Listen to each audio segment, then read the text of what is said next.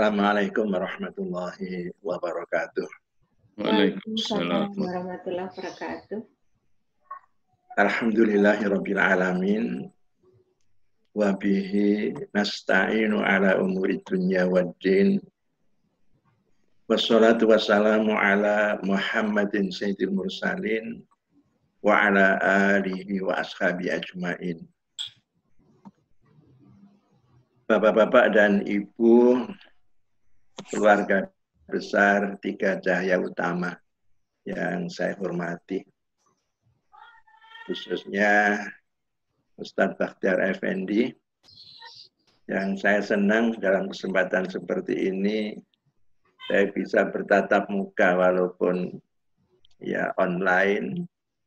Buka kali ini saya senang bisa ketemu dengan Pak Dr. Fahmi yang lama tidak ketemu, hanya beritanya aja. Akhir-akhir ini banyak menimpa keluarga dokter musibah COVID. Mudah-mudahan semua dokter kita dalam lindungan Allah Subhanahu wa taala. Amin, amin ya rabbal alamin. Kali ini saya diminta untuk menyampaikan kajian tentang keuntungan sholat khusyuk. Saya setiap kali diajak berbincang tentang sholat, apalagi yang mengajak itu teman-teman yang sudah berhaji. Terus terang saya itu antusias, senang. Karena seringkali saya sampaikan ya, haji itu seberat apapun kita rasakan, fisik, rohani, waktu, dana. Sebenarnya yang lebih berat itu tanggung jawab setelah kita itu pulang haji. Kenapa? Yang ditagih oleh Allah setelah kita pulang haji itu disuruh berbanyak zikir kepada Allah. Nah, zikir itu sendiri puncaknya kan sholat. Sering saya sampaikan, tujuan kita berhaji itu selain untuk rihlah ilmiah, study tour, juga untuk mengingat Allah, yadhkurunallaha, selama kita berhaji itu. Nah, karena tujuan yang sudah ditentukan oleh Allah, wajar begitu kita pulang haji, itu yang ditagih tujuan ini. Bahkan yang menjadi parameter, ukuran, apakah memang haji kita itu mabrur apa enggak. Silakan dibaca surat Al-Baqarah ayatnya 200. Fa idza qadaitum manasikakum, kalau kalian itu sudah menyelesaikan ibadah haji kalian, ditagih oleh Allah, fadzkurullaha, banyak-banyaklah kalian mengingat Allah. Kadzikrikum aba'akum au asyadda dzikra. Seperti kalian mengingat kedua orang tua kalian, bahkan kalau bisa lebih dari itu. Itu loh yang berat itu. Coba kita tanya diri kita masing-masing ya. Apakah sepulang kita haji sampai sekarang, bahkan haji kita sudah berulang-ulang, kualitas sholat kita itu semakin baik menurut belum. Itulah beratnya konsekuensi orang haji. Tandanya mesti ahli sholat, ahli masjid. Bahkan karena zikir itu ada 3 tingkatan ya. Yang tertinggi itu sholat, yang membaca, yang kedua itu membaca, mempelajari Quran, yang ketiga kalimah-kalimah thayyibah. Kenapa kok sholat itu teratas? Karena terkumpul dalam sholat itu 3 macam zikir. Zikir hati, zikir lisan, zikir perbuatan. Kenapa Al-Quran diletakkan yang kedua, mempelajari membaca Quran? Sekarang cuma memuat 2 macam zikir. Zikir hati dan zikir lisan. Baru yang ketiga kalimah-kalimah thayyibah. Secara ekstrim ya, walaupun kita itu ahli zikir dalam pengertian kalimat-kalimat thayyibah, kalau sholat kita itu tidak maksimal, itu terbalik kita. Nah, di sini saya tertariknya kalau diajak bicara tentang sholat, apalagi dengan predikat khusyuk, itu tidak gampang. Tidak gampang. Namun sebelum masuk ke pembahasan sholat khusyuk ya, saya ingin menyampaikan keistimewaan sholat. Sholat itu ibadah, kita tahu toh. Dibandingkan dengan ibadah apapun termasuk haji lah sudah. Karena justru kita juru haji itu biar membuahkan sholat yang tinggi. Tidak menang haji itu dengan sholat. Kita urut saja ya. Pertama, keistimewaan sholat itu ibadah badaniyah yang pertama kali diwajibkan oleh Allah. Ibadah itu ada maliyah, harta, zakat, ada istimaiyah, sosial, ya termasuk haji itu.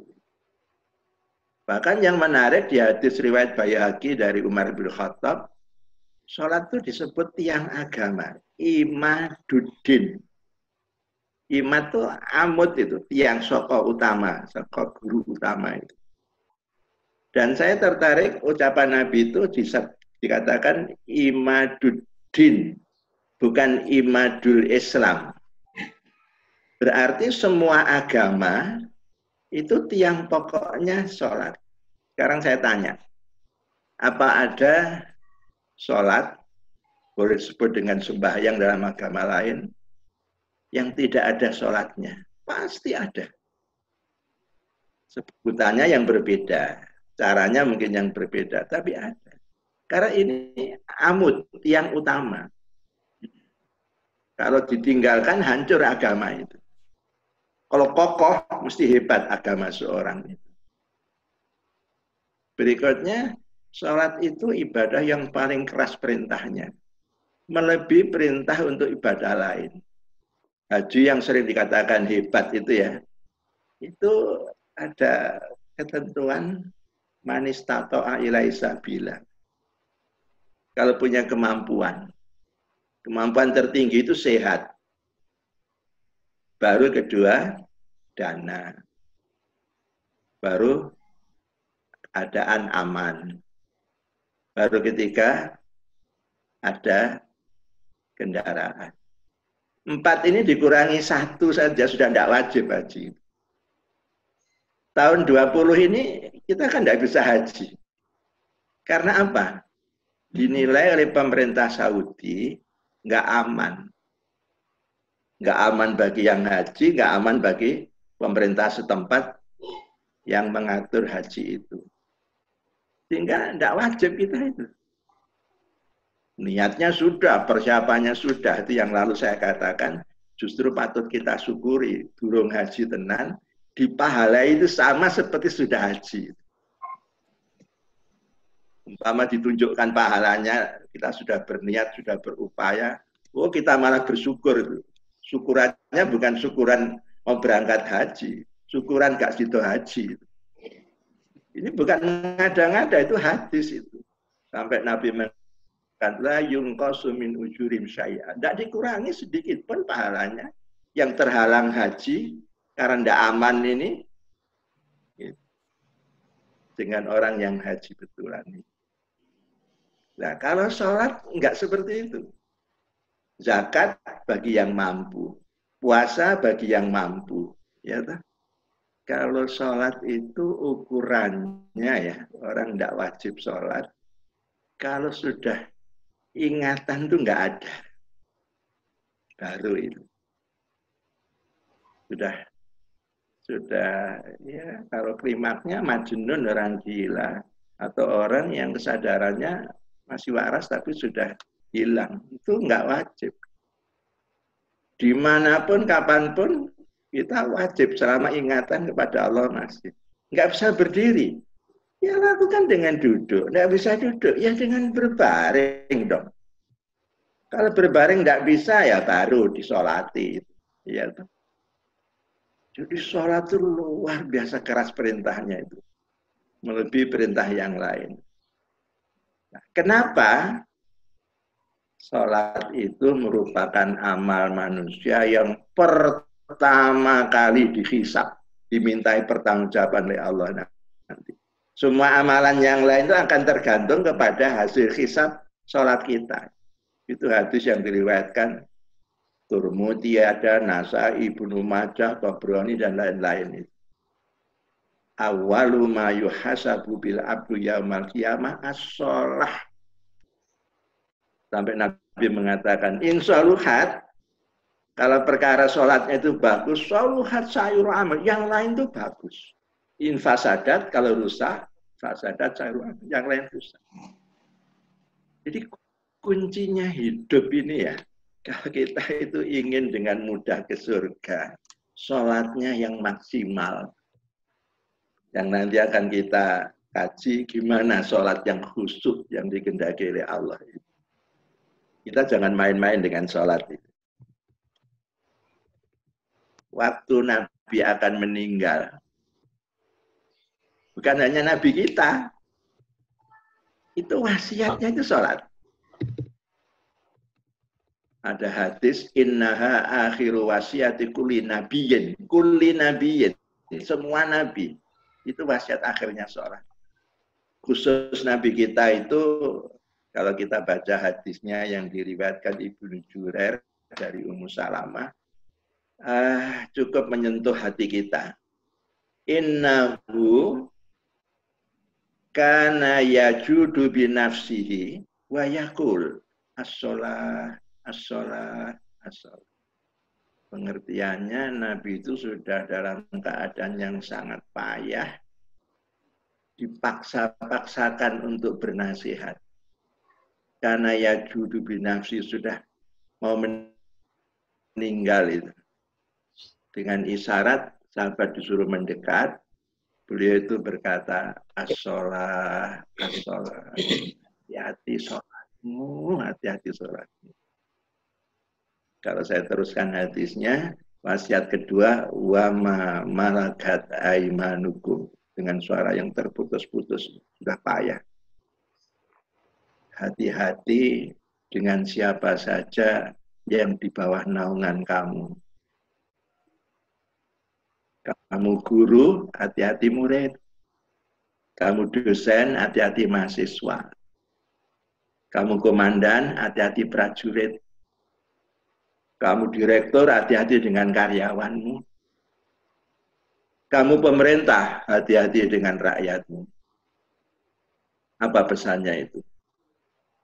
Jangan sekali-kali mereka kamu beri beban yang tidak kuasa mereka pikul, mereka tanggung. Wa ma malakat aimanukum la tukallifuhum ma la yatikun. Saya ketika nerangkan hadis ini ya, waktu memberi kuliah, mahasiswa itu kan pinter. Nah Ustadz, kalau gitu, kalau membuat soal jangan sulit-sulit katanya. Iya, saya bilang gitu. Biasanya yang mengatakan sulit itu karena tidak belajar. Yang belajar bisa itu. Dalam metodologi mengajar, kalau separuh lebih tidak bisa menjawab siswa, itu kesalahan pada dosen. Nah kenyataannya yang tidak lulus cuma sedikit kok. Ya, mungkin termasuk kamu yang pesen ini, saya bilang gitu. Baru kalau 50-50 yang bisa dengan enggak, itu mungkin kesalahan pada guru, mungkin pada mahasiswa. Itulah sholat itu. Dan yang hebat, hadis diriwayatkan Muslim, Abu Dawud dan Nasai dari sahabat Abu Hurairah. Sholat itu dinyatakan Nabi saat terdekat antara hamba dengan Allah. Sudahlah, apapun yang kita lakukan, haji, Di mana? Umpamanya di Arafah, umpamanya di itu dekat makam Nabi, Raudhah atau Multazam, tidak bisa mengalahkan kedekatan kita dengan Allah waktu sujud. Hadisnya mengatakan gini, Aqrabu ma yakunul abdu li rabbi fahuwa sajidun. Jarak terdekat antara hambaku dengan aku waktu si hamba itu sujud dalam sholat. Nah, karena ini kondisi terdekat, Nabi berpesan, fa'akthiru du'a fihi.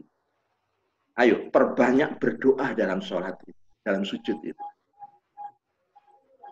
Kalau kita sholat sendirian ya, silahkan berlama-lama dalam sujud untuk berdoa. Bukan sekedar subhanakallahumma wa bihamdika Allahumma firli. Yang lain dibaca sendirian.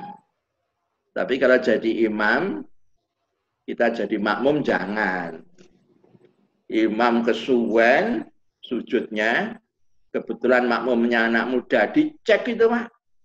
Dicek, durung balik mana ini? Anak muda itu. Berbanyak ini. Jarak yang terdekat. Maka aneh, kalau katanya kita tuh selalu berusaha berdekat-dekat dengan Allah, taqarrub Allah. Tapi salatnya males, yo bos. Itu saat terdekat. Nah karena dekat, ayo minta sama Allah. Berdoa.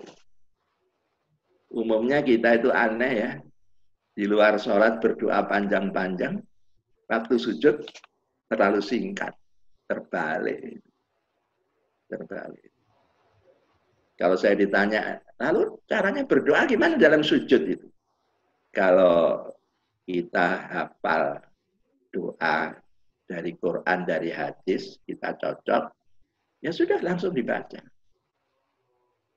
Tapi kalau kita ingin membaca doa dengan bebas, dengan bahasa apapun, saya memilih pendapat cukup dengan hati. Yang bicara itu hati.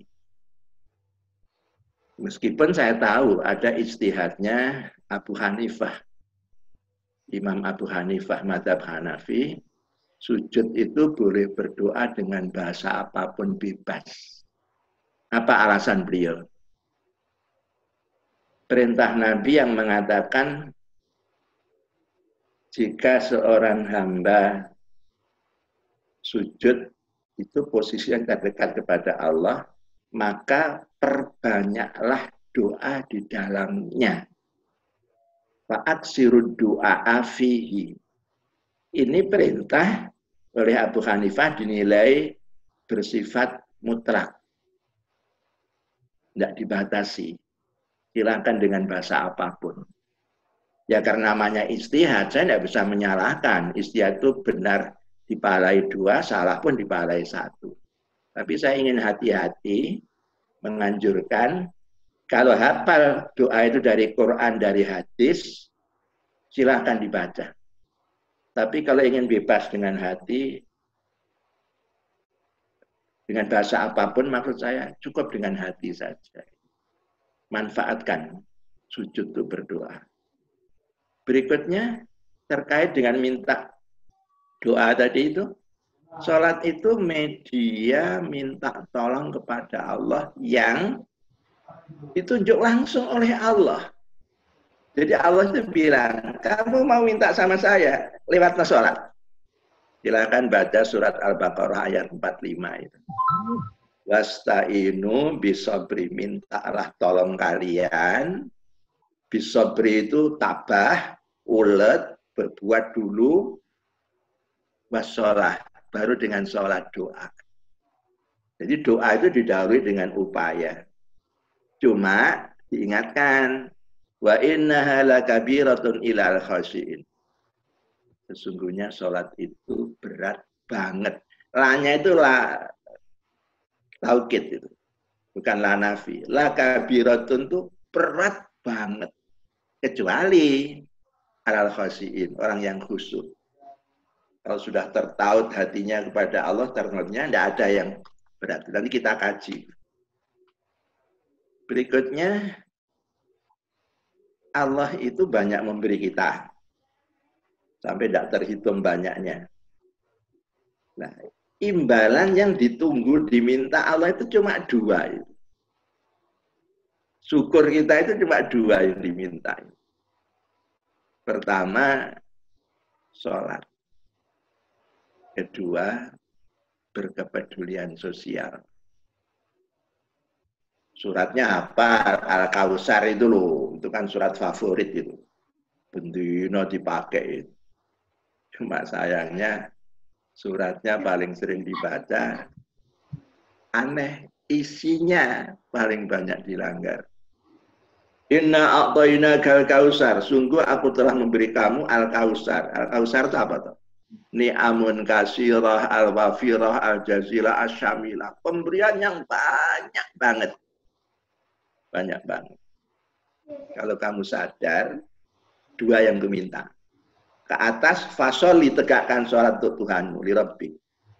Ke bawah, wanhar, berkepedulian sosial lah kalian. Hablum minallah, sholat. Hablum minannas, menyantuni. Kalau ini kita tegakkan dengan baik, Allah itu berjanji. Nggak main-main. Inna syani'aka wal abtar. Musuhmu akan kusirnakan. Kamu akan aku backing.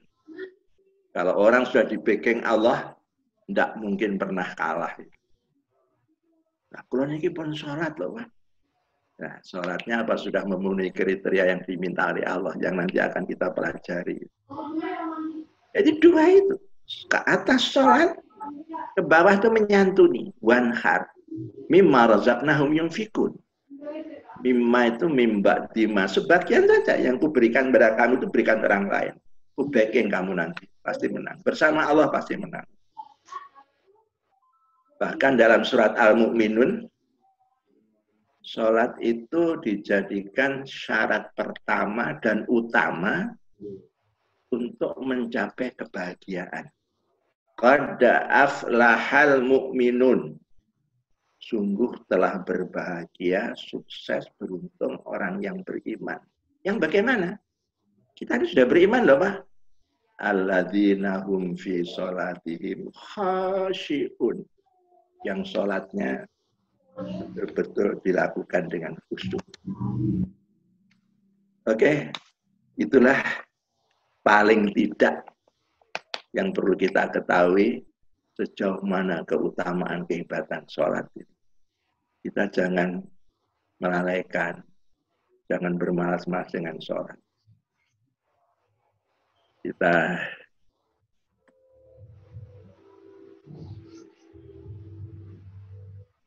Sholat yang diterima oleh Allah, pertama harus memenuhi syarat dan rukun sholat.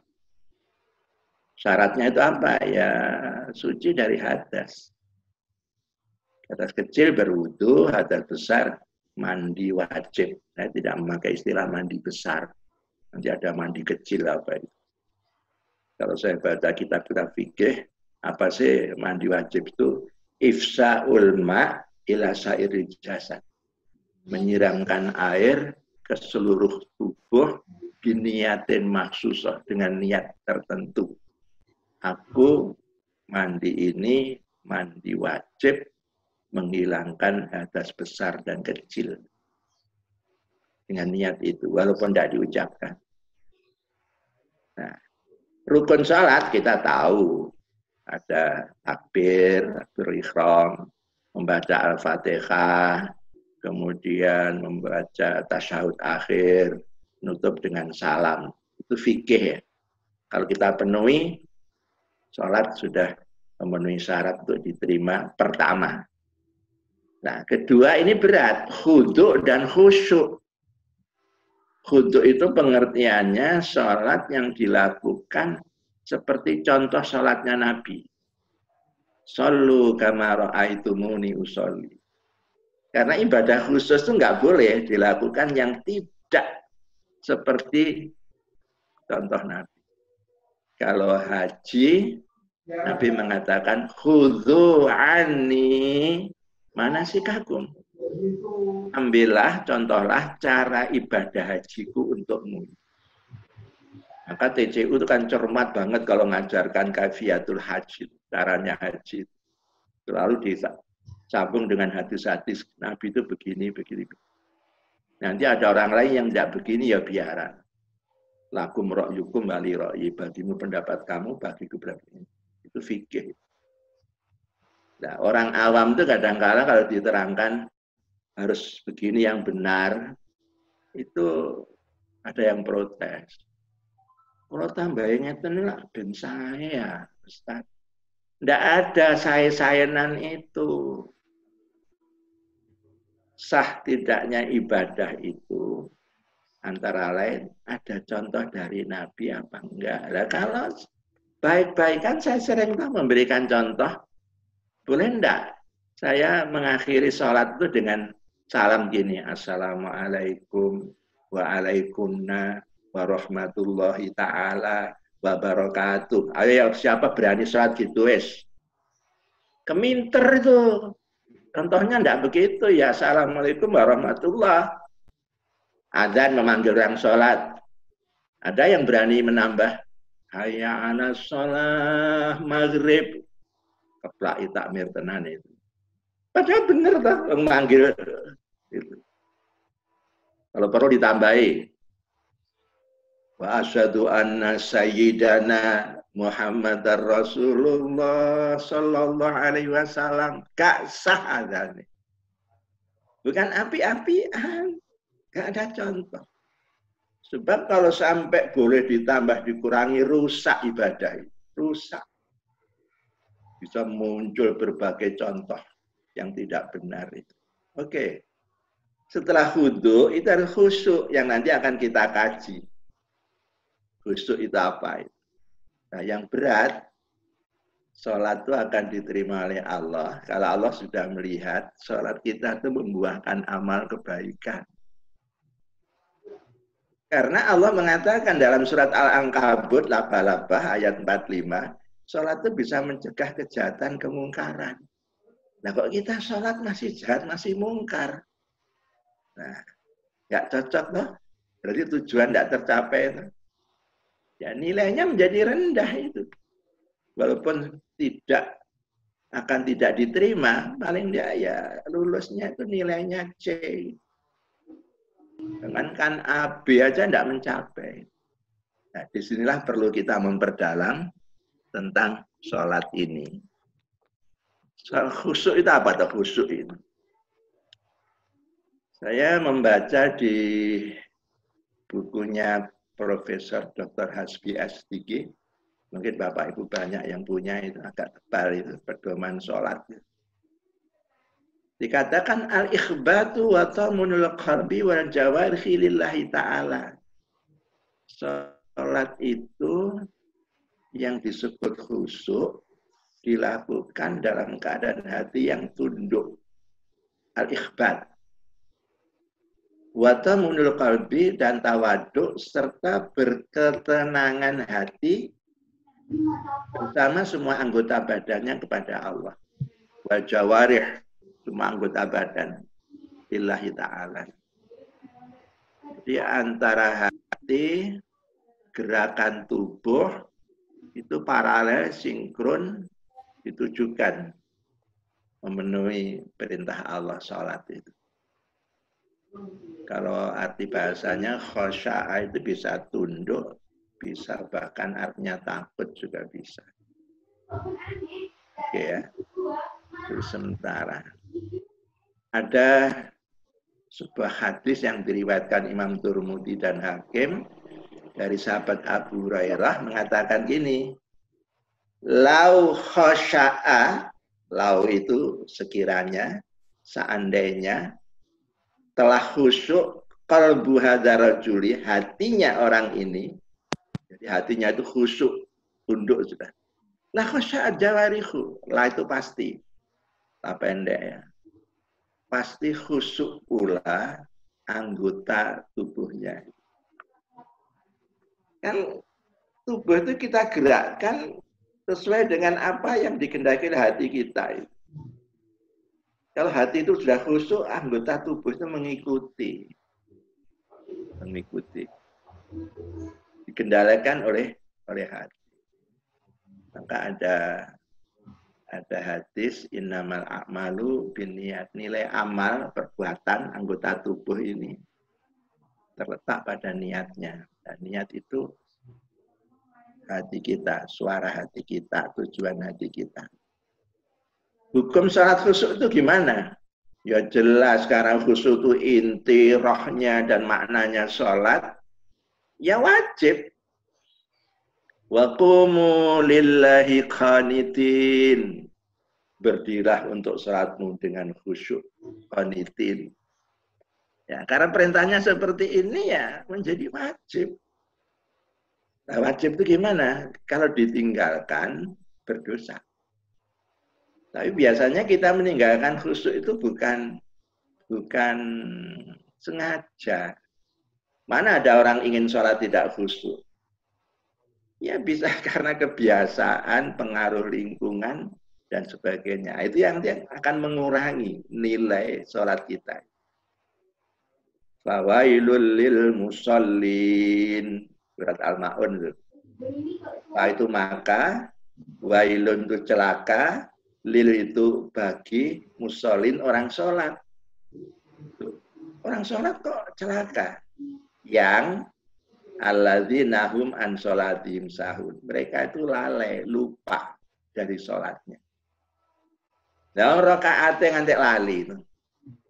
Aku mau diwis rakaat kedua atau ketiga ya Allah gitu. Itu namanya sahun pertama. Sahun kedua apa? Dia tuh lupa dengan makna sholatnya itu. Lupa.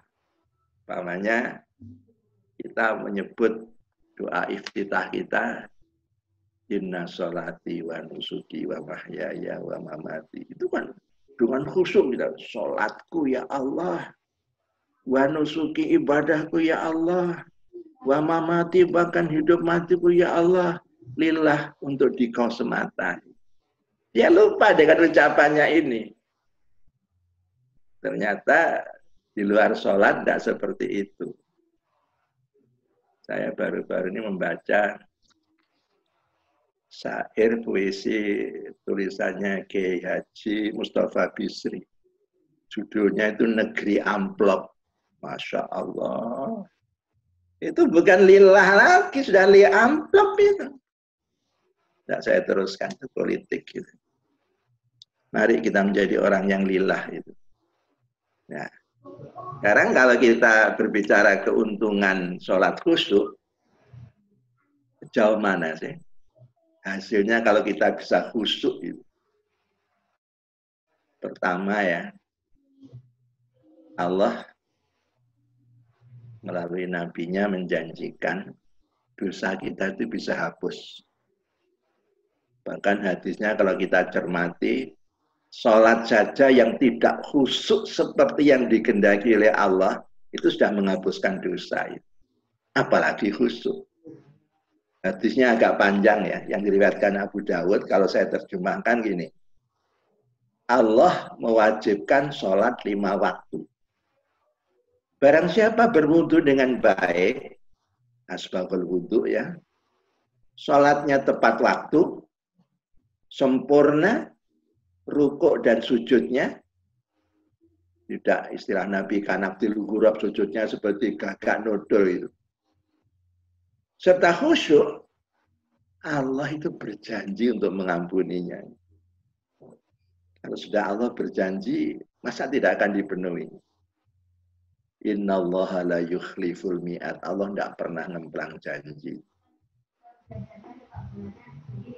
Barang siapa yang tidak melakukan hal itu, wudunya enggak sempurna, sholatnya enggak tepat waktu, rukuk sujudnya tidak sempurna, khusyuk pun sangat minimalis.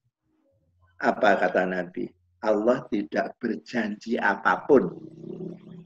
Allah mengampuni atau menyiksa sesuai dengan kehendaknya. Kalau bilang dzalik.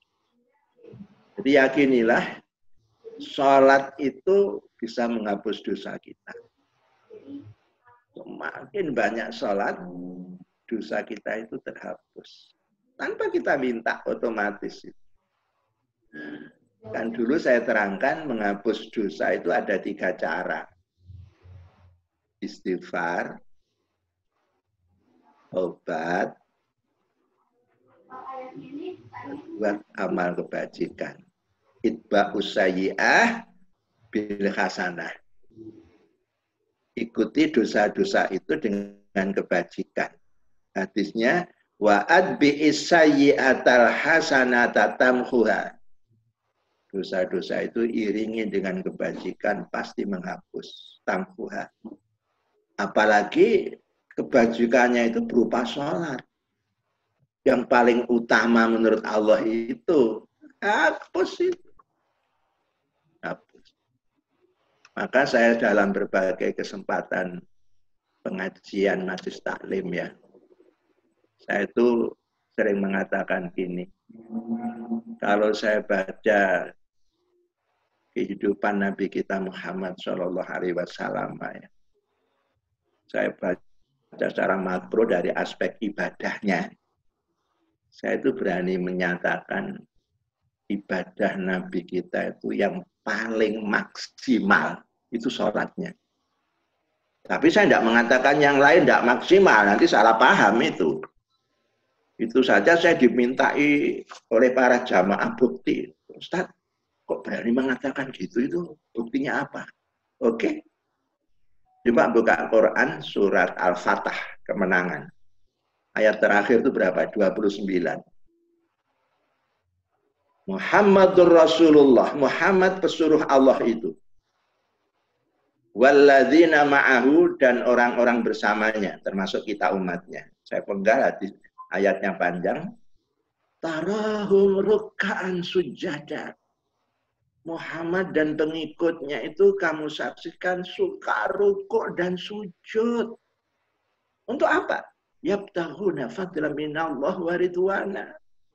Mengharap karunia Allah dan keridhaannya. Saking senangnya sujud, simahum fi wujuhi min athari sujud. Nampak sekali pada wajah-wajah mereka, termasuk wajah Nabi itu bekas sujudnya. Yang juga sering saya terangkan, maaf, bukan kening yang menghitam itu bukti orang ahli sujud, enggak. Bukan itu yang dimaksud ayat. Meskipun saya tahu orang yang ahli sujud itu seringkali keningnya itu hitam. Yang penting bagi saya tidak setiap kening hitam itu ahli sujud.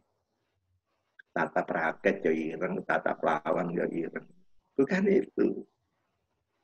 Tadi ya, saya bacakan hadis pertama, orang sujud itu suruh berbanyak apa? Doa. Isinya doa, ya segala permasalahan yang menghimpit diri kita, itu kita tumpahkan kepada Allah. Dampaknya gimana? Jiwa itu tenang. Tidak ada beban lagi yang menghimpit, sudah disampaikan.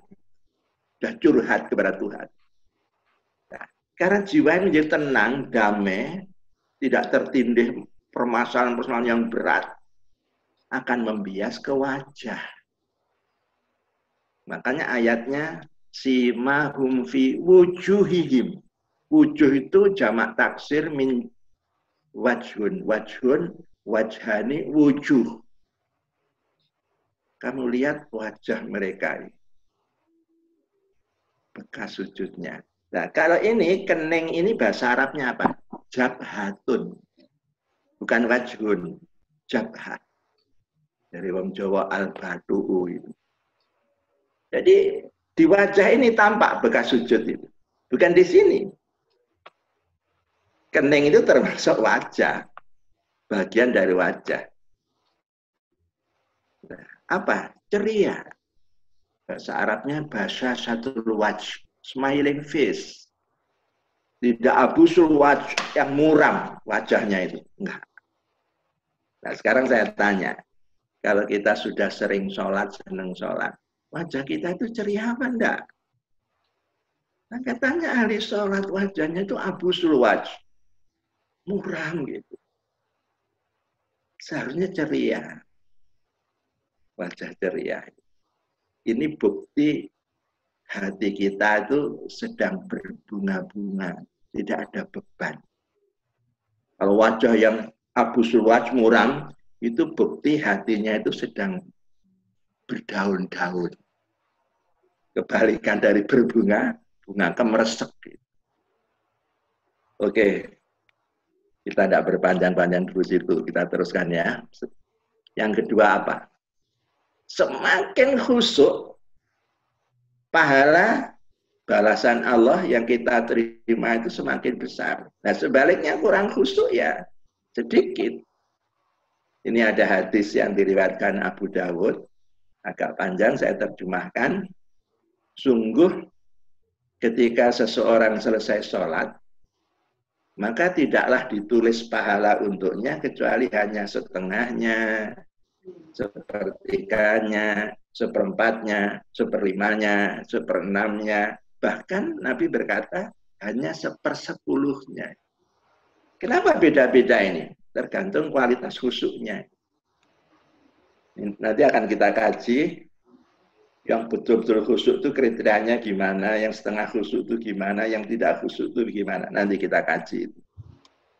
Ketiga, sholat itu sebagai kenikmatan, bukan beban. Istilah yang populer, lakukan sholat itu bukan sebagai kewajiban, tapi sebagai kebutuhan. Wasta'inu bis-sabri was-shalah. Mintalah tolong kalian dengan tabah, tekun, ulet, dan sholat. Sesungguhnya la kabiratun, sholat itu berat banget, ila al-khasyiin. Bagi orang yang khusyuk, sholat itu enggak berat. Ya kenikmatan tuh, Pak. Bertemu dengan Tuhan berlama-lama gitu. Sudah salam apa masih beraudiensi dengan zikir, dengan wirid. Wirid itu kumpulan zikir itu. Ya karena hatinya nikmat. Ya seperti anak milenial itu loh, kalau sudah berjumpa dengan kekasih, dengan pacar itu sudah waktunya itu nggak mau dibatasi. Sampai orang-orang tua itu ngerasa, apa sih sing di ngomong nih, arek-arek nom saiki gitu. Gak ono entek wis jam yami ini gak mulai-mulai, ngalang-ngalang membahas Timur Tengah dari itu. Ya, kata anak muda, ya maklum, kakek nenek dulu waktu muda tidak sejaman seperti zaman sekarang. Nikmat sholat itu. Lalu berikutnya, menangkal perbuatan dosa. Tadi itu ayatnya, dirikan sholat, sholat itu mencegah perbuatan keji dan mungkar. Kenapa bisa begitu? Ya, di dalam sholat, kita itu kan minta ampun dari dosa-dosa yang kita lakukan. Habis sholat itu kita lakukan lagi. Nah, begitu kita sholat, ya kita ini jadi repot mau minta maaf lagi kok di bulan, balni sora-sori gitu. Nah, yakin dia, kalau aku caranya begini, ini aku mempermainkan Tuhan. Tidak akan diterima permintaan ampunku. Hentikan. Kalau sholatnya itu dihayati, bacaan sholatnya itu dihayati. Yang kelima, sarana pelembutan jiwa dan penajaman intuisi. Ada hadis yang diriwayatkan Al-Bazar dari sahabat Anas bin Malik. Sungguhnya Allah memiliki hamba-hamba yang dapat mengetahui manusia dengan firasat mereka. Saya membaca hadis ini teringat pribadi yang disebut waliullah, jamaknya aulia. Itu karena kebersihan jiwanya ya, yang selalu dibina dengan sholatnya yang demikian khusyuk itu. Punya intuisi yang tajam. apa kata orang Jawa itu, bisa merusak durunge winarah. Tahu sebelum terjadi. Apalagi tingkat nabi, wali aja banyak yang begitu.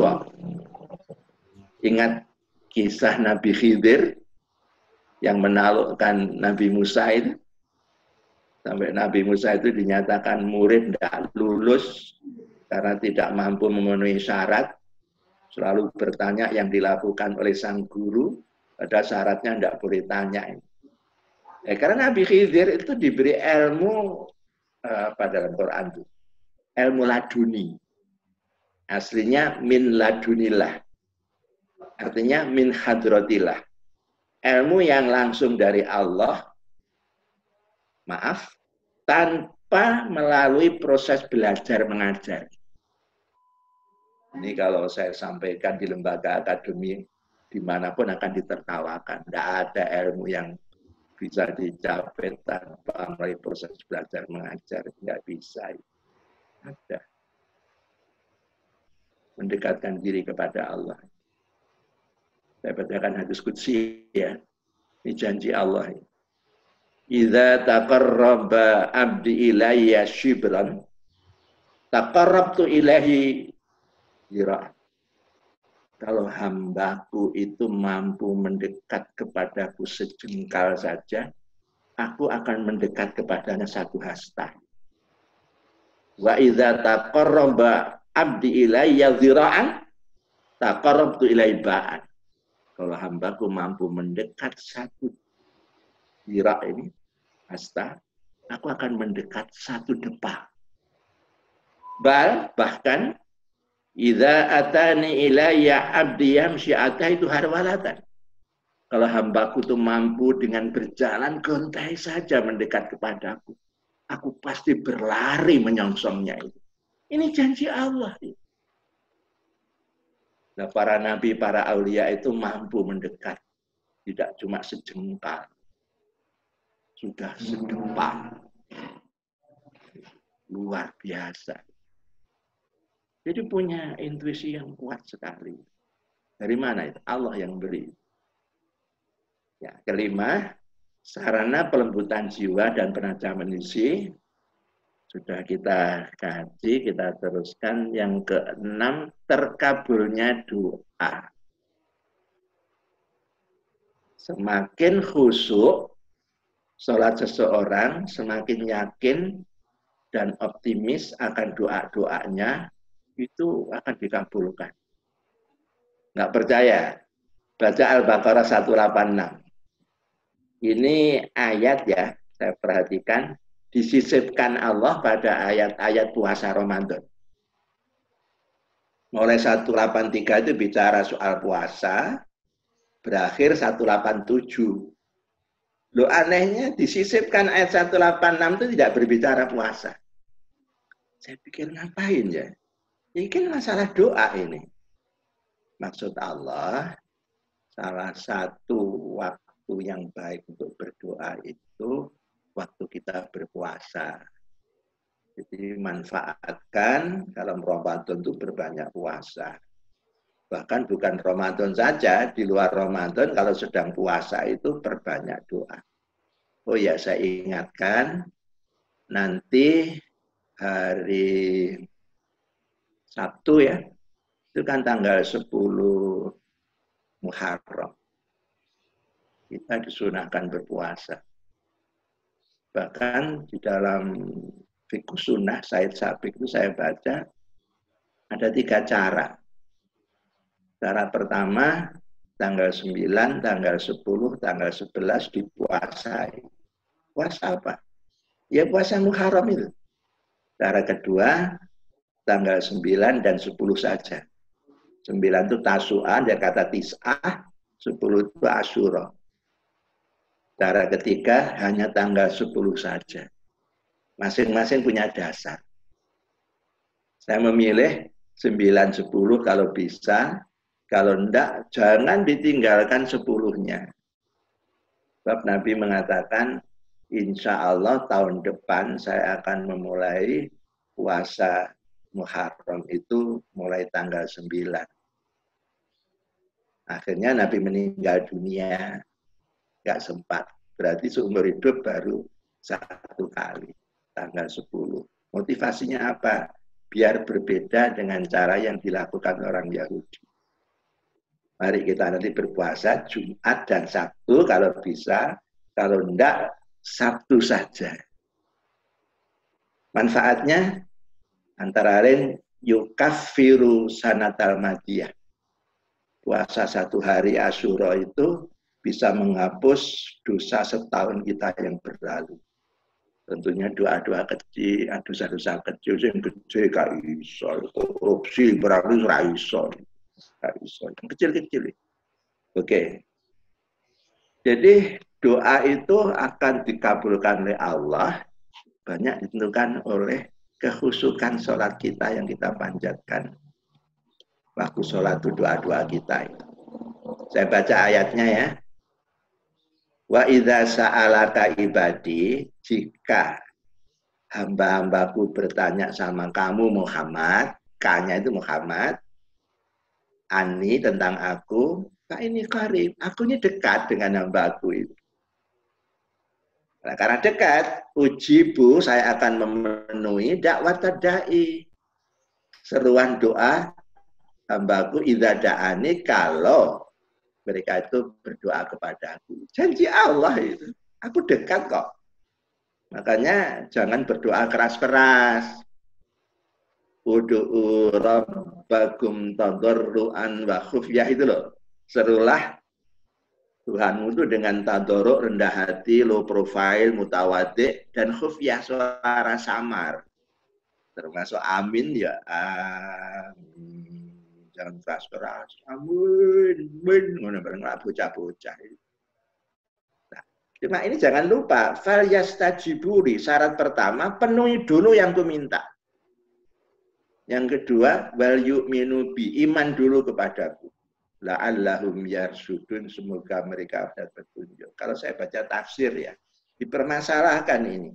Kenapa kok didahulukan fal yastajiburi kan daripada wal yu'minu bi? Iman itu kan segalanya. Kenapa tidak dibalik wal yu'minu bi baru fal yastajibuli? Apa tidak terbalik? Ada, Allah itu mengkolab terbalik. Yang terbalik pemahaman kita. Betul, iman itu segalanya, penentu segalanya ya. Tapi dikabulkannya sesuatu yang diminta kepada Allah itu lebih ditentukan oleh, lah kita sudah berusaha apa enggak? Gitu. Iya kan nak budu baru iya, kan nasta'in toh. Nak budu itu kan menyembah, action. Nasta'in minta tolong. Saya ngangkat ini kursi di depan saya ini, saya enggak kuat. Nyun sewu, tolong Pak Fahmi gitu ya. Itu namanya minta tolong. Saya sudah ngangkat enggak kuat. Tapi kalau saya belum berusaha mengangkat itu saya bilang, tolong Pak Fahmi, itu bukan nak tolong itu. Amuru, menyuruh, itu ngongkon. Tanpa berdoa kalau kita itu berusaha ini ya, dipenuhi oleh Allah. Dengan usaha kita itu Allah ngerti, oh dia itu ingin sehat. Makanya olahraga, menjaga ya apa protokol kesehatan segala itu dipenuhi. Daripada berdoa, daki itu apa? Dari bahasa Arab, dakik, dalam-dalam, dakik dari wong Jawa itu. Tapi tidak berusaha, ya nggak bisa. Saran umum kita itu lebih banyak berdoa ketimbang berusaha. Seharusnya dibalik, berusaha maksimal, baru berdoa bersama-sama. Oke, kita teruskan. Sholat khusyuk itu bisa menghilangkan kegelisahan dan kunci kebahagiaan. Sholat merupakan zikir tertinggi kepada Allah. Dengan zikir hati menjadi damai dan tentram. Dengan sholat khusyuk, seorang muslim mencurahkan semua isi hatinya, problemanya kepada Tuhan. Yang tadi saya terangkan, Allah Maha mendengar, Maha kuasa, dengan disampaikannya menjadi teduh, damai, tenang hati ini. Seperti kalau kita sudah mengadu kepada seorang. Suami mengadu kepada istri, istri mengadu suami. Belum.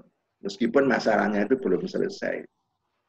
Maka katanya Imam Ahmad dan Abu Dawud yang menerima dari Abu Hurairah, Nabi itu selalu sholat setiap kali menghadapi masalah yang rumit.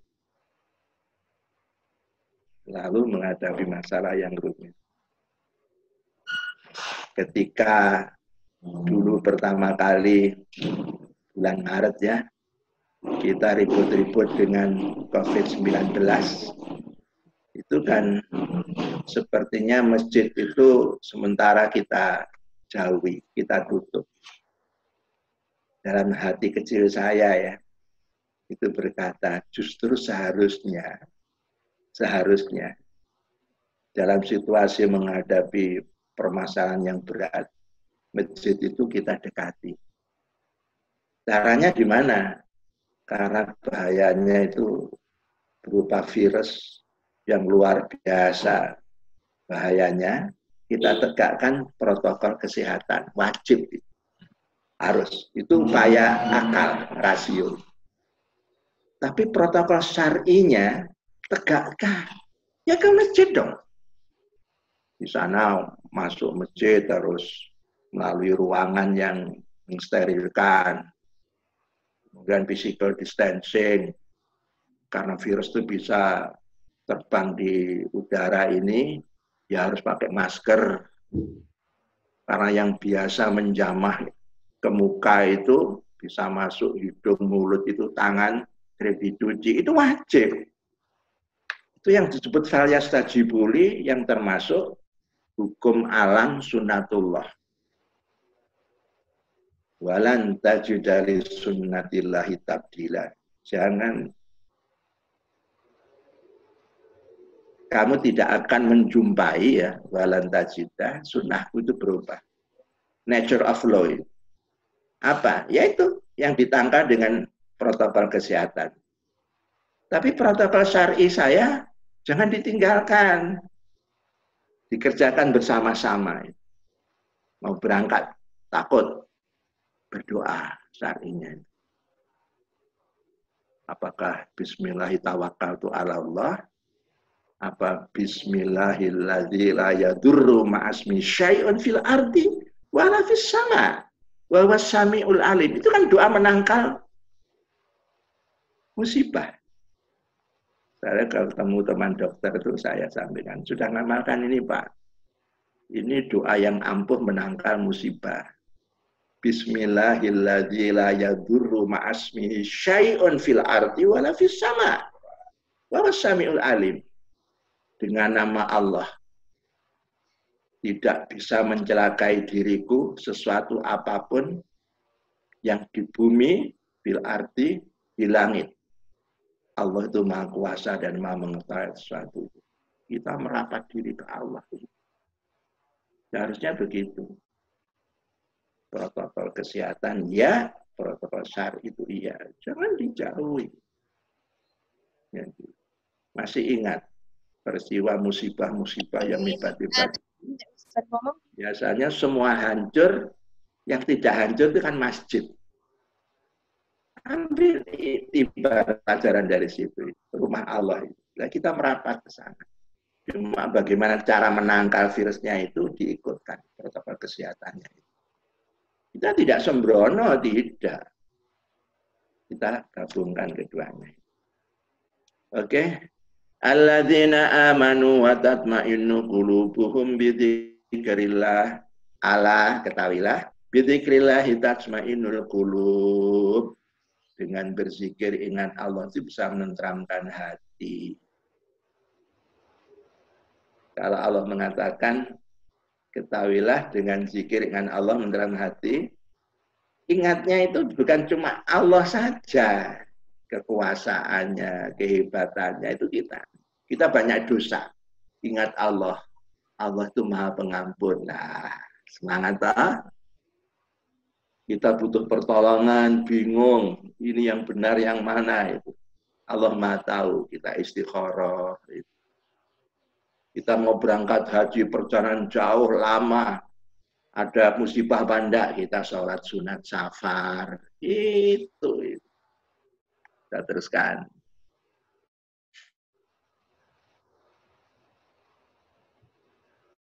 Penambah etos kerja dan profesi. Ya, kalau orang itu sholat terdidik, khusyuk, tumakninah, tenang, tidak terburu-buru, itu akan membias pada pola hidupnya. Orang yang tekun, itu etos kerjanya tinggi, profesinya akan tinggi pula. Itu sudah jelas. Itu. Nah, ini yang menarik lagi. Sebagai bentuk syukur. Lagi-lagi Al-Kautsar ya, surat favorit kita itu. Dengan sholat khusyuk dapat menangkal bencana. Fasholli li rabbik wanhar. Tadi kan dua ya. Ke atas sholat, ke bawah kepedulian.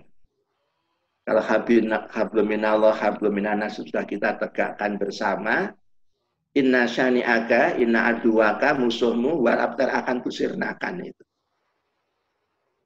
Berarti apa? Kalau kita ini sudah merasa ditolong Allah, diberi banyak rahmat, itu syukuri dengan dua cara ini. Sholatnya ditambah, kemudian kepeduliannya. Orang haji itu doanya jaluk selamat, jaluk mudah. Itu bukan main, itu banyaknya. Akhirnya dikabulkan oleh Allah. Pulang dengan damai, dengan aman, selamat, berkumpul dengan keluarga. Allah tunggu sholatnya ya apa. Kepedulian sosialnya gimana. Ke atas apa sholatnya semakin baik, ke bawah apakah semakin penyantun, nah itu ditunggu. Syukurnya itu di situ itu. Kata Imam Hasan, seorang ulama besar, setiap sholat yang tidak disertai kehadiran hati, khusyuk itu justru akan mendatangkan musibah. Karena Allah disepelekan itu loh. Yang diminta itu kok malah ditinggalkan. Padahal Allah mengatakan wala in kafartum inna adzabi lasyadid. Kalau mereka tidak syukur sebenar syukur, siksaku itu berat. Maka mengundang musibah, kata Imam Hasan. Sekarang tingkatan khusyuk itu gimana? Profesor Dr. Muhammad Soleh, ini orang Kediri. Yang aneh ya, sarjana agama, mendapatkan gelar doktor, studinya itu studi di bidang medis. Itu. Pengaruh sholat khusyuk dalam kesehatan, pada kesehatan. Saya ingat beliau risetnya itu di asrama Surabaya ya. Itu anak asrama itu ada yang disuruh sholat malam istiqomah, selalu sholat malam. Ada yang sholat malamnya itu kadang-kadang itu. Secara medis diteliti pengaruh terhadap kejiwaannya. Ternyata sholat itu kalau khusyuk betul, tumakninah, utun, rajin, itu sangat berpengaruh kepada kesehatan. Beliau punya buku Sehat dengan Sholat Khusyuk. Nah, di bukunya itu beliau menerangkan ada khusyuk tingkat minimal dan maksimal. Kalau ulama fikih menetapkan keharusan khusyuk itu hanya minimal. Gimana? Ya cukup badan kita itu waktu sholat itu tenang, tidak bergerak macam-macam, geraknya cuma gerakan sholat. Itu minimal. Ingat tadi, sebenarnya gerakan badan itu dikendalikan oleh gerakan hati. Nah, ulama sufi, al-mutasawwifun tasawuf, itu menetapkan khusyuk pada tingkat maksimal. Tidak cuma yang khusyuk itu badannya, jisman, tapi juga rohaniahnya. Hatinya hadir, jiwanya tunduk, kemudian penampilannya low profile, rendah hati, dan patuh memenuhi syariat Allah. Kemudian ada hadis yang mengatakan begini, sungguh ketika seseorang itu selesai sholat, maka tidaklah ditulis pahala untuknya kecuali hanya setengahnya saja, sepertiganya, seperempatnya, seperlima, seperenam. Bahkan beliau mengatakan Nabi hanya sepersepuluhnya. Tadi sudah kita cantumkan hadis yang diriwayatkan Abu Dawud ini. Berarti tergantung pada tingkat kekhusyuan kita itu. Kalau minimalis seperti ulama fikih, ya mungkin kita dapat 1/6, 1/5. Kalau ukurannya orang sufi, jiwa dan raganya itu khusyuk. Akhirnya diklasifikasi khusyuk itu ada 4 tingkatan. Nanti Bapak Ibu bisa mengukur, kalau gitu sholatku ini sudah tingkat mana. Berbahagialah kalau kita itu bisa sholat, dalam sholat itu kita tetap mengingat Allah lebih dari separuh waktu sholat kita. Itu sangat khusyuk. Tadi kan ayatnya la kabiratun, sholat khusyuk itu abot banget kecuali orang yang hatinya sudah tertambat kepada Allah. Bisa separuh lebih sedikit aja. Itu sudah sangat khusyuk. Hebat itu. Saya jujur ya, sampai hari itu belum pernah bisa 100% tidak lepas dari ingat Allah. Ya sudah berusaha. Tidak bisa. Ada saja gitu. Ingatan itu yang menyimpang. Sehingga prakteknya sholat itu, begitu ingatan di luar Allah ini muncul, kita tarik lagi gitu. Keluar lagi, kita tarik lagi gitu.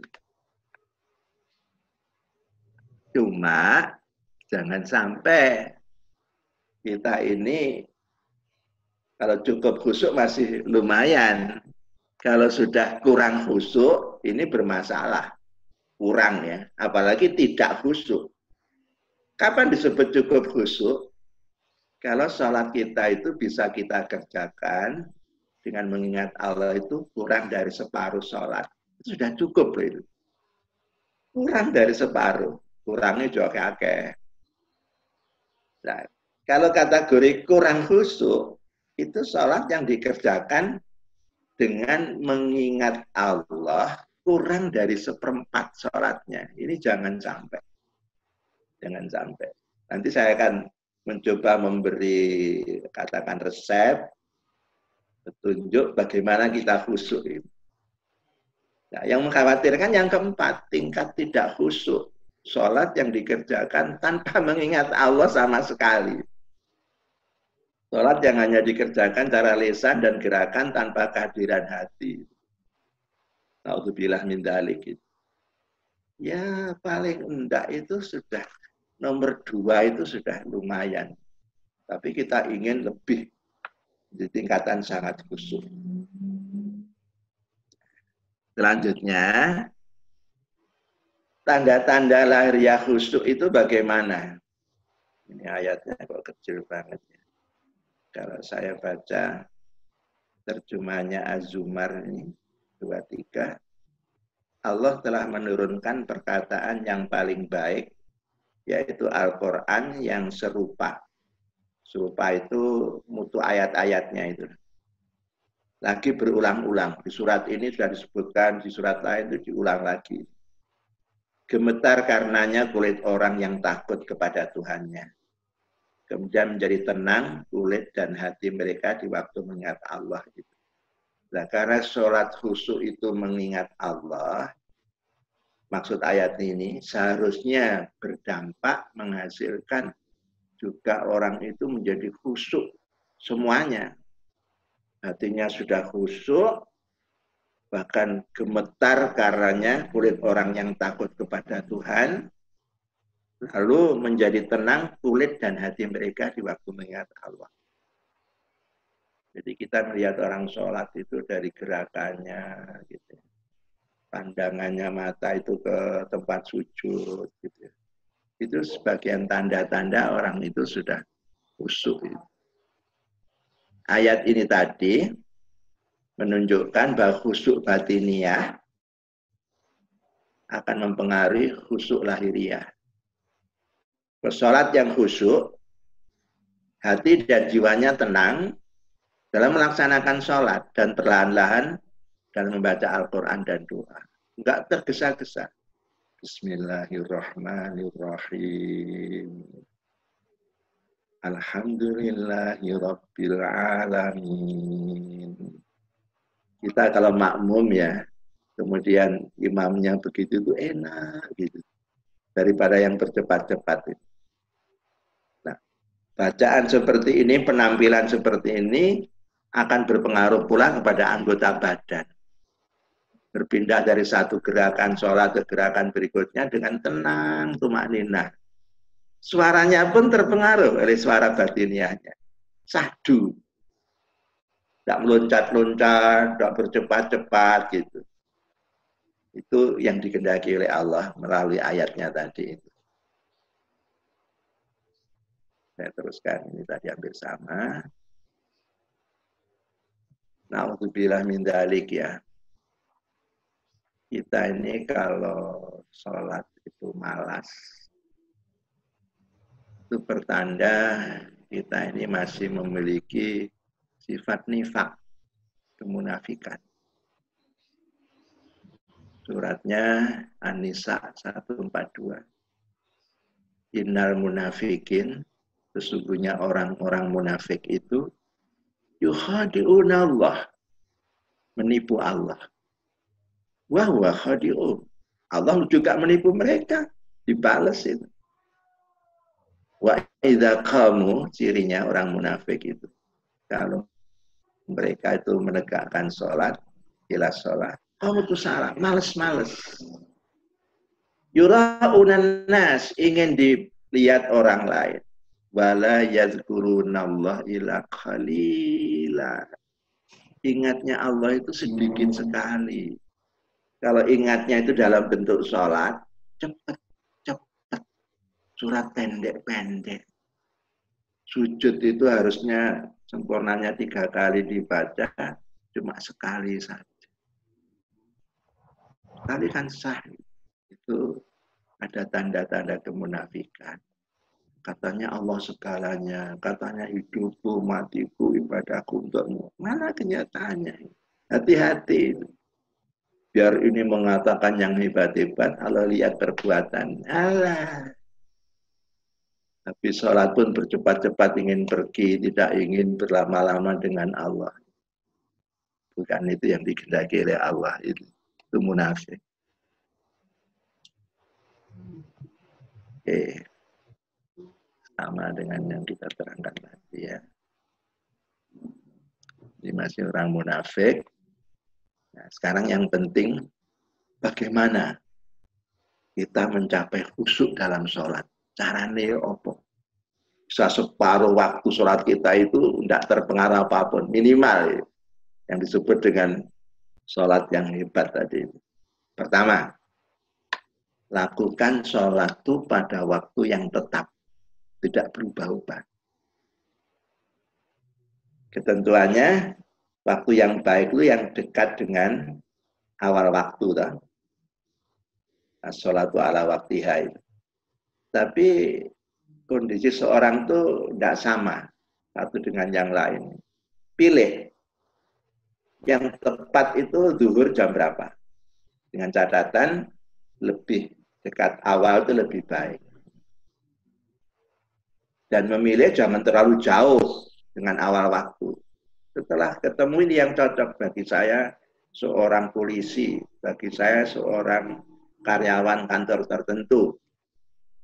Zuhur jam berapa? Syukur-syukur kalau kita itu selalu bisa berjamaah memenuhi azan itu yang paling tepat. Pokoknya jangan dirubah-rubah.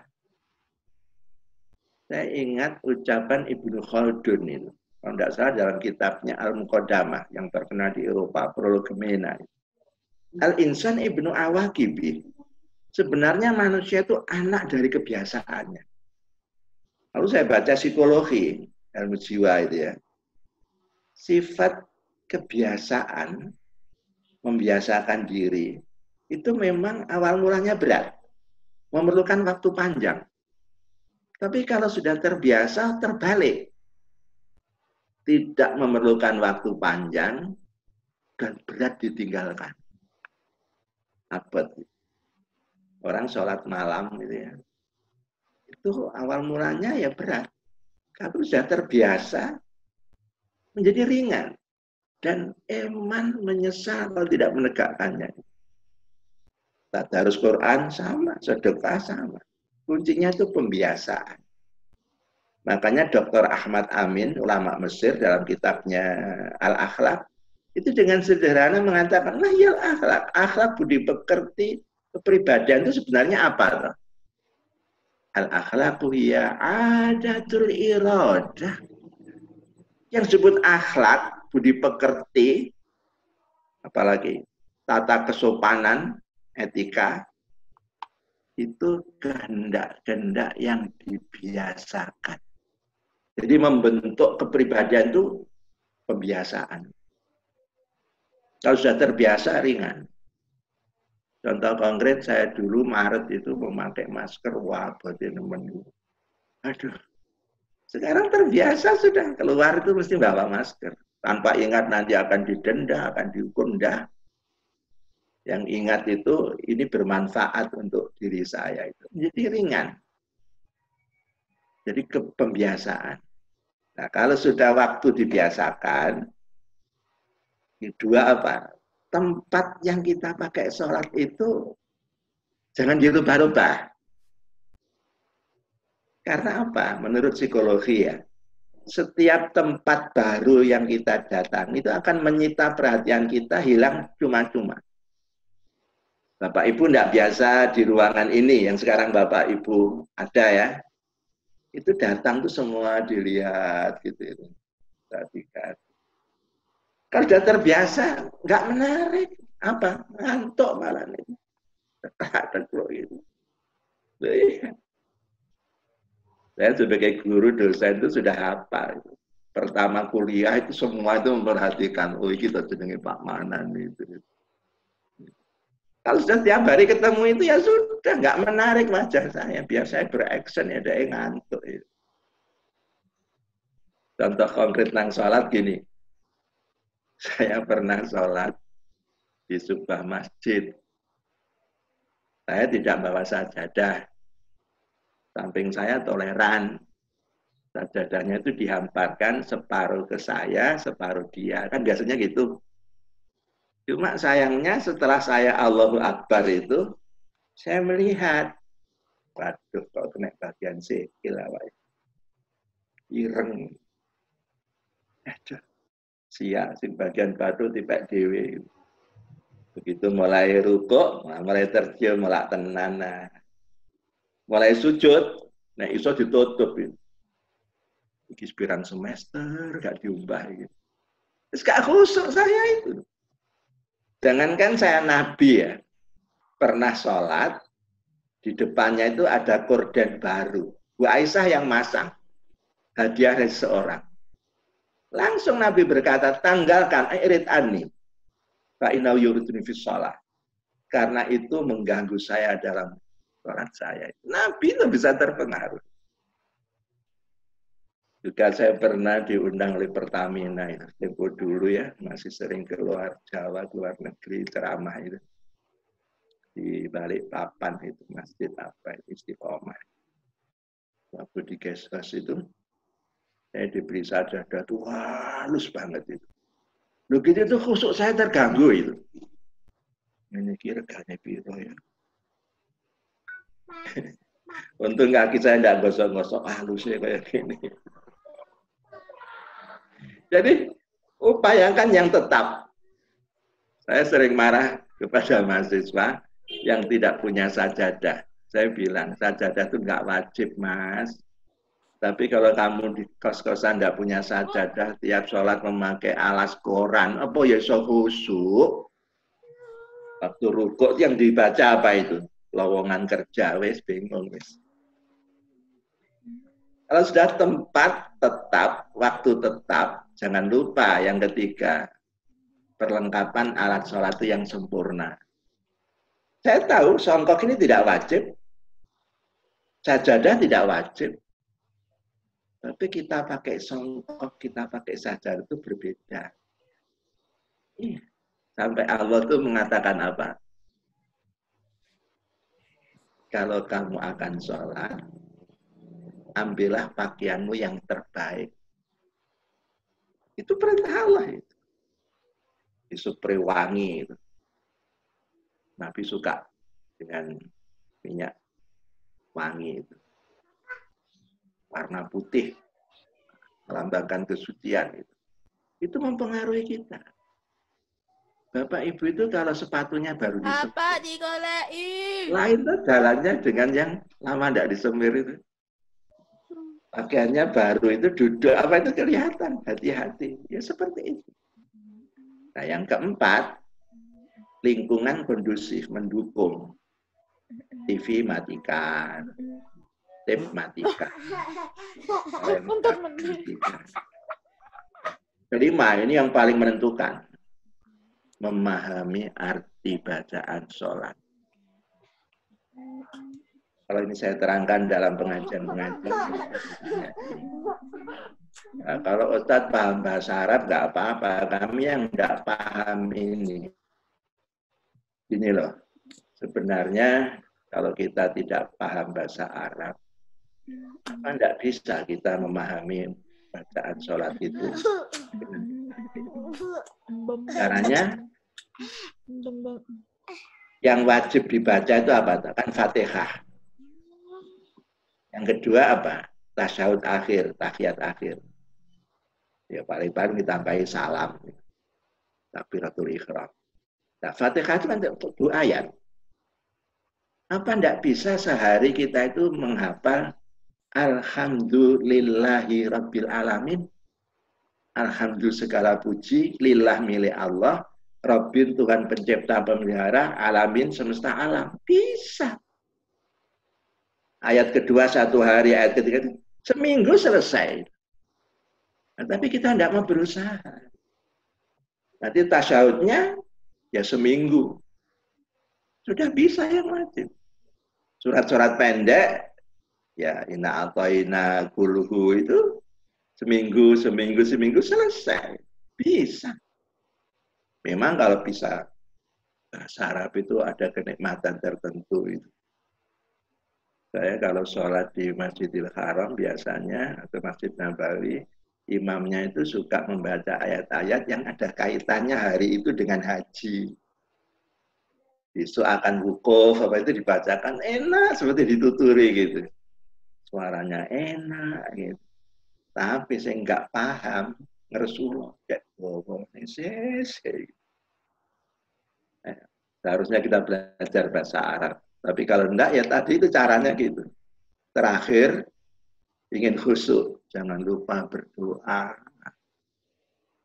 Berdoa yang bisa kita pakai antara lain Allahumma a'inni ala dzikrika wa syukrika wa husni ibadatik. Itu aja sudah pendek. Saya penggal separuh itu. Ya Allah, tolonglah saya agar mudah mengingat kamu. Salat itu kan ingat Allah. Dan mengingat nikmat-nikmatmu wa syukrika. Dan mudahkan saya mengupgrade kualitas ibadahku. Nggak bisa bahasa Arab. Ya dengan bahasa Indonesia. Minta khusyuk. Itu antara lain cara berlatih mencapai khusyuk.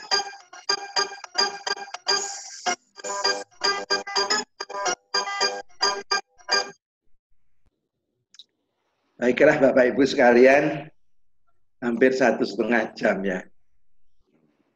Aku qauli hadza wa astaghfirullah li wa lakum Wassalamualaikum warahmatullahi wabarakatuh.